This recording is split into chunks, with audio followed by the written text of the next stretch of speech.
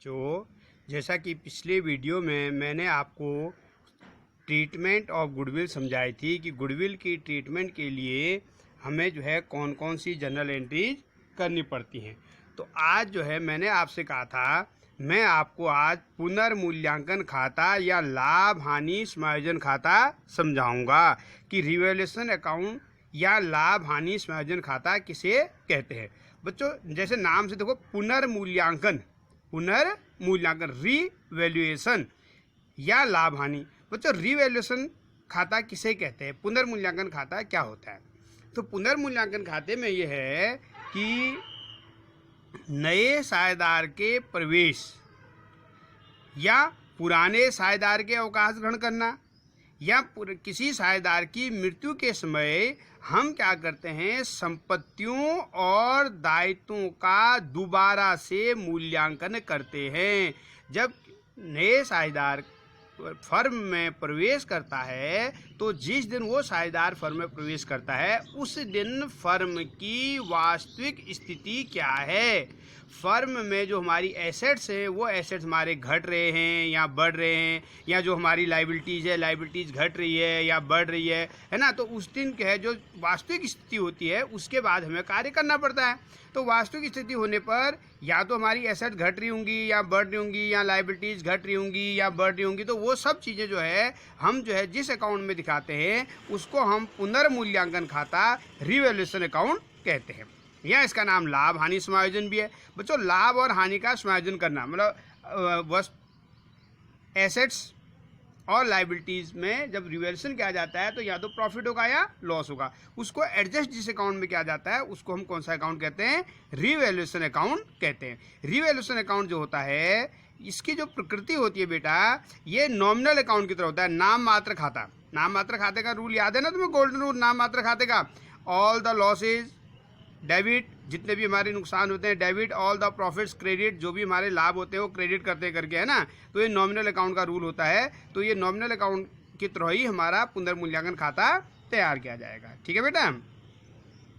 अब रिवैल्यूएशन के साथ साथ एक चीज़ और आती है, उसे कहते हैं memorandum revaluation account. Memorandum revaluation account बेटा, मेमोरेंडम रिवैल्यूएशन अकाउंट तब बनाया जाता है जब हम आर्थिक चिट्ठी में संपत्तियों और दायित्वों को उनके पुराने मूल्य में ही दर्शाते हैं, उनके नए मूल्य में नहीं दिखाते, वास्तविक मूल्य में नहीं दिखा के जो पुराना मूल्य होता है उसी में अगर दर्शाया जाता है तो जो है तब हम जो है मेमोरेंडम रिवैल्यूएशन अकाउंट बनाते हैं। तो एडमिशन के टाइम पर पहले हमने न्यू और सैक्रिफाइसिंग रेशियो निकालना सीखे, फिर हमने गुडविल की ट्रीटमेंट सीखी, गुडविल का वैल्यूएशन सीखा, और आज मैं आपको सिखा रहा हूँ रिवैल्यूएशन अकाउंट कैसे करके बनाया जाता है। तो रिवैल्यूएशन अकाउंट किसे कहते हैं, तो आप लिखेंगे जब फर्म में कोई नया साझेदार प्रवेश करता है या पुराने साझेदार कोई अवकाश ग्रहण करता है या किसी साझेदार की मृत्यु हो जाती है, तो उस समय उस स्थिति पर हमारे फर्म में एसेट्स और लायबिलिटीज़ की वैल्यू में जो चेंजेज होते हैं उससे जो प्रॉफिट या लॉस होता है, वो प्रॉफिट या लॉस जो है हमें जिस अकाउंट में हम दिखाते हैं उसको हम रिवैल्यूएशन अकाउंट कहते हैं। तो इसका जो फॉर्मेट होता है बेटा, इसका फॉर्मेट मैं तुम्हें बता रहा हूँ कि इसके फॉर्मेट को हम किस तरह से जो है इसके फॉर्मेट में लिखेंगे। ये देखो, इसका फॉर्मेट ये इधर बना रखा है मैंने, इसका परफॉर्मा ये बन गया। परफॉर्मा जो है हमारा रिवैल्यूएशन अकाउंट का परफॉर्मा मैंने ये बना दिया है। तो इसमें आप लोग एकदम समझ में आ जाएगा आपके कि रिवैल्यूएशन अकाउंट में जो है किस तरह से हम एंट्री करते हैं। ये इसका परफॉर्मा देखो, परफॉर्मा ऑफ रिवैल्यूएशन अकाउंट। तो जैसा बनता है, ये डेबिट साइड हो गया, क्रेडिट साइड हो गया, ये पर्टिकुलर हो गया, अमाउंट हो गया, और पर्टिकुलर हो गया, अमाउंट हो गया। तो बेटा जितने भी लॉसेज होंगे ना, जितने भी हमारे नुकसान होंगे, सारे नुकसान, all the losses are debit, all the profits are credit, जो भी हमारे नुकसान हो रहे हैं वो सब हमारे डेबिट साइड में आएंगे, और जो हमें जो है फ़ायदा हो रहा है या हमारी एसेट्स जो अगर बढ़ रही है, जो हमें प्रॉफिट हो रहा है, वो प्रॉफिट हमारा बाई साइड में आएगा। तो तुम कहोगे सर ने कहा था कि all the losses are debit, जो भी हमारे नुकसान होंगे उसे डेबिट साइड में लिखना है, और जो हमारे फायदे होंगे उसे क्रेडिट साइड में लिखना है। ठीक है बेटा। अब जो है डेबिट और क्रेडिट में अगर हम लिखेंगे तो देखो मैंने परफॉर्मा इसमें लिख भी रखा है, आपको जो है दिक्कत नहीं होगी करके। देखो, to decrease in assets, assets में डिक्रीज होना, एसेट्स में कमी होना, संपत्तियों में कमी होना, तो जितने रुपये से कमी होगी वो यहाँ पर लिख देंगे। सपोज ये लिखा होगा फर्नीचर 2000 रुपये से कम कर दो, से, तो 2000 रुपये का नुकसान हो रहा है ना बेटा, तो 2000 रुपये डेबिट साइड में आ जाएगा। ठीक है। तो डिक्रीज इन एसेट्स, अगर हमारी एसेट्स कम हो रही हैं तो ये हमारा नुकसान है, और नुकसान को जैसे मैंने अभी आपसे कहा था कि हम डेबिट साइड में लिखेंगे, ठीक। फिर टू इंक्रीज इन लायबिलिटीज, अगर हमारे दायित्व बढ़ रहे हैं, दायित्व में वृद्धि हो रही है, तो जितने रुपये से ध्यान रखना, फ्रॉम बाय, जितने रुपये से हमारी लायबिलिटीज बढ़ रही है वो हमारा इधर आ जाएगा। टू इंक्रीज इन प्रोविजन, किसी चीज़ के लिए हमें आयोजन करना पड़ रहा है, और अगर हमारा आयोजन बढ़ रहा है, किसी काम के लिए हमें पहले 600 रुपये रखने पड़ रहे थे, अब 700 रखने पड़ रहे, तो 100 रुपये से प्रोविजन बढ़ रहा है। तो जितने रुपये से हमारा प्रोविजन बढ़ेगा, आयोजन बढ़ेगा, संचय बढ़ेगा, वो हमारा कहाँ आ जाएगा, टू साइड में आ जाएगा, ठीक है बेटा। फिर है to omission of liability not recorded, to omission of liability, किसी दायित्व को पहले भूल गए हम, और बाद में जो है जिस तारीख को पार्टनर का एडमिशन हो रहा है या रिटायरमेंट हो रहा है या डेथ हो रही है, उस तारीख को हमें उस लायबिलिटीज़ का पता लगा कि अरे ये लायबिलिटी भी बची हुई है, देनी है, पे करनी है, तो हमारा नुकसान है, वो ओमिशन है, पहले भूल गए थे अब याद आ रहा है, नाउ रिकॉर्ड कर रहे हैं उसे, वो भी हमारा कहाँ आ जाएगा, टू साइड में आ जाएगा, ठीक है बेटा। तो ये सब हमारे नुकसान टू में आ गए। इसका वाइस वर्सा, इसका रिवर्स, फायदे जो होंगे वो बाई में आ जाएंगे। जैसे एसेट्स बढ़ गई, एसेट्स के मूल्य में वृद्धि हो गई हमारी, तो जितने रुपये से एसेट्स के मूल्य में वृद्धि होगी वो बाई में आ जाएगा। टू डिक्रीज इन लायबिलिटी, अगर हमारी लायबिलिटी कम हो रही है, अगर हमारा दायित्व कम हो रहा है, तो जितने रुपये से हमारा दायित्व कम हो रहा है वो इधर आ जाएगा। बाय डिक्रीज इन प्रोविजन, अगर हमारे आयोजन या हमारा संचय पहले के मुकाबले कम हो रहा है, पहले की तुलना में हमें कम रखना पड़ रहा है आयोजन, तो वो जो है हमारा फ़ायदा हो गया, बाई में आ जाएगा। By omission of asset not recorded, कोई एसेट्स थी पुस्तकों में, उसे हम भूल गए थे, दर्शाना दिखाना भूल गए थे, और बाद में जो है रिवर्सन के टाइम पर एसेट्स के पुनर्मूल्यांकन या लायबिलिटीज़ के पुनर्मूल्यांकन के टाइम पर वो एसेट्स हमें पता लगती है, तो हमारा फ़ायदा है, उसको हम बाई साइड में लिख देंगे, ठीक है बेटा।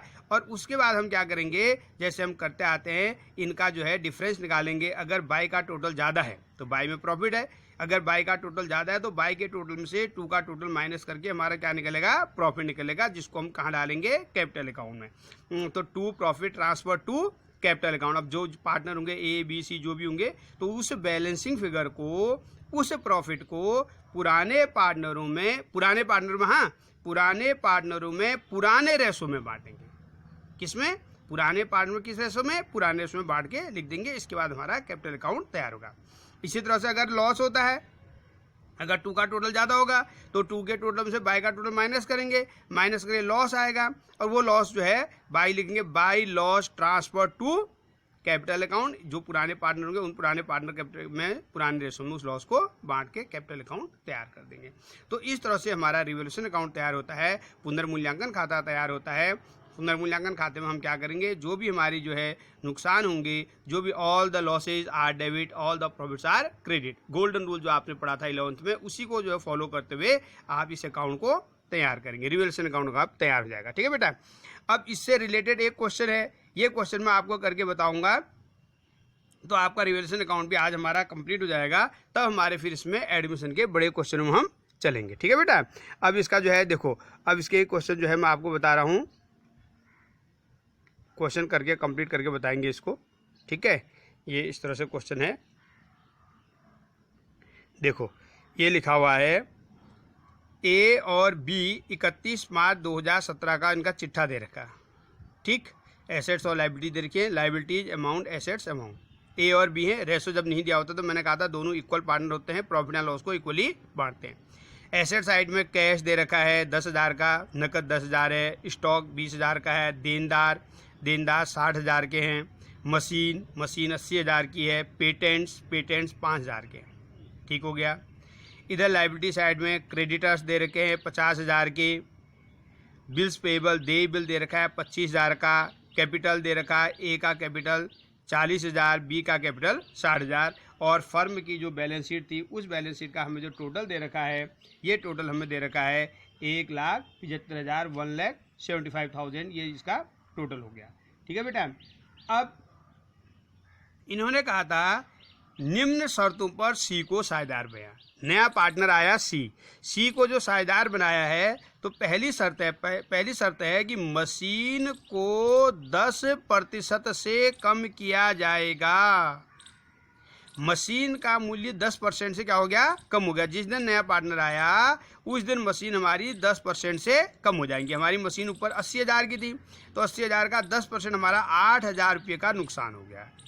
ठीक है, अब जो है नई मशीन 72 की बची।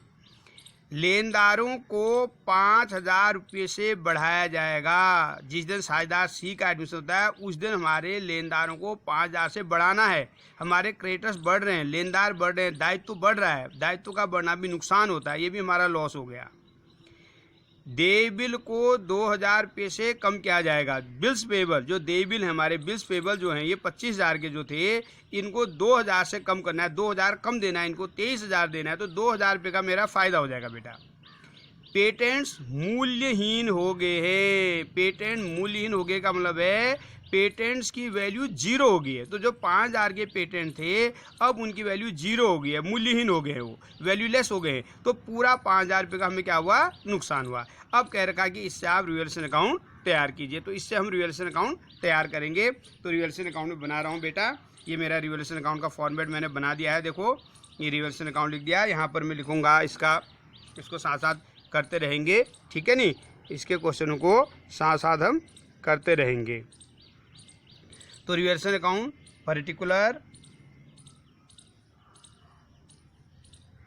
पर्टिकुलर अमाउंट, पर्टिकुलर और अमाउंट। बेटा सबसे पहले देखो क्या कह रहा है, मैंने तुम्हें क्या कहा था रिवैल्यूएशन अकाउंट बनाते समय, all the losses are debit. जो भी नुकसान होंगे, जितने रुपये से नुकसान होगा, जितने रुपये का नुकसान होगा वो डेबिट में आएगा, जितने रुपये का फायदा होगा फ्रॉम बाय। ठीक है, एक अमाउंट होता है बाय, एक अमाउंट होता है टू। तो फ्रॉम और बाय वाला जो अमाउंट होता है वो आपकी रिवैल्यूएशन में आएगा। जितने रुपये से प्रॉफिट हो रहा है या जितने रुपये से नुकसान हो रहा है, से वाला अमाउंट इसमें आएगा। ठीक है बेटा, तो पहले जैसे लिख रखा मशीन को 10% से तो 10% का नुकसान हो रहा है, तो 10% का अमाउंट यहाँ पर आ जाएगा। मशीन का 10% निकाल के लिखेंगे टू मशीनरी अकाउंट। 80,000 की मशीन थी, 80,000 का 10% 8,000 रुपये का नुकसान आ गया। ठीक हो गया बेटा, ये मशीन का लिख दिया। अब कह रहा है लेनदारों को 5% से बढ़ा, लेनदारों को 5,000 रुपये से बढ़ाया जाएगा। लेनदार में 5,000 का नुकसान हो गया, तो नुकसान ही आएगा टू साइड में। नुकसान क्यों हुआ, क्योंकि लेनदार बढ़ गए। पहले लेनदार 50,000 के थे, अब लेनदार 55 के हो गए, तो 5,000 का हमें नुकसान हुआ, हमें ज़्यादा देने पड़ेंगे। टू क्रेडिटर्स, जितने रुपये से बड़े हैं 5,000।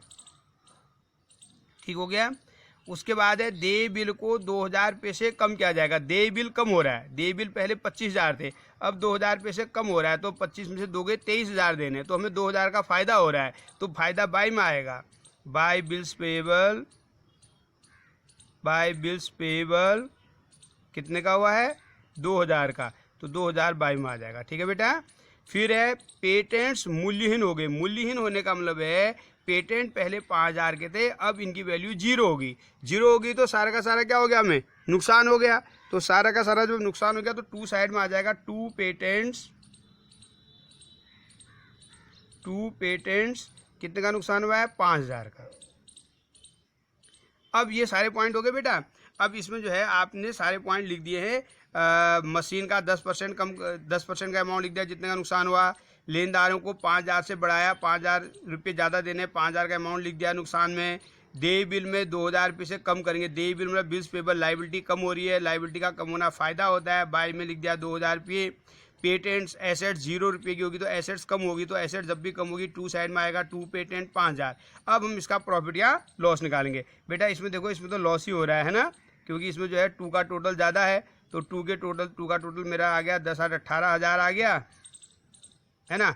और 18,000 का मतलब ये हो जाएगा 2,000 रुपये करके 16,000 का लॉस हो रहा है। तो by loss transfer to A's capital account और B's capital account. Total loss जो है 16,000 का हो गया। अब 16,000 के लॉस को दोनों पार्टनर आपस में शेयर करेंगे। किस रेशो में करेंगे, पुराने रेशो में। रिवैल्यूएशन अकाउंट में पुराने रेशो में पुराने पार्टनर बटेगा। तो 16,000, अब जब रेशो कुछ नहीं दिया होता तो कैसा होता है, इक्वल होता है ना। तो 8,000 दोनों में बढ़ जाएगा। तो 8,000 इसमें आ जाएगा और 8,000 इसमें आ जाएगा। ये हमारा 16,000 का लॉस बढ़ गया। तो इस तरह से हम क्या करते हैं, रिवल्यूशन अकाउंट तैयार करते हैं। तो रिवल्यूशन अकाउंट, आज आपने रिवल्यूशन अकाउंट सीखा, रिवल्यूशन अकाउंट किसे कहते हैं, उसका फॉर्मेट क्या है, उसके क्वेश्चन कैसे करते हैं। बच्चों, अगली वीडियो जब मैं आपको कराऊंगा तो मैं आपको पूरे कंप्लीट क्वेश्चन कराऊंगा कि जो है रिवल्यूशन अकाउंट कैसे बनता है, पार्टनर्स कैपिटल अकाउंट कैसे बनती है और बैलेंस शीट कैसे बनती है। Okay, thank you.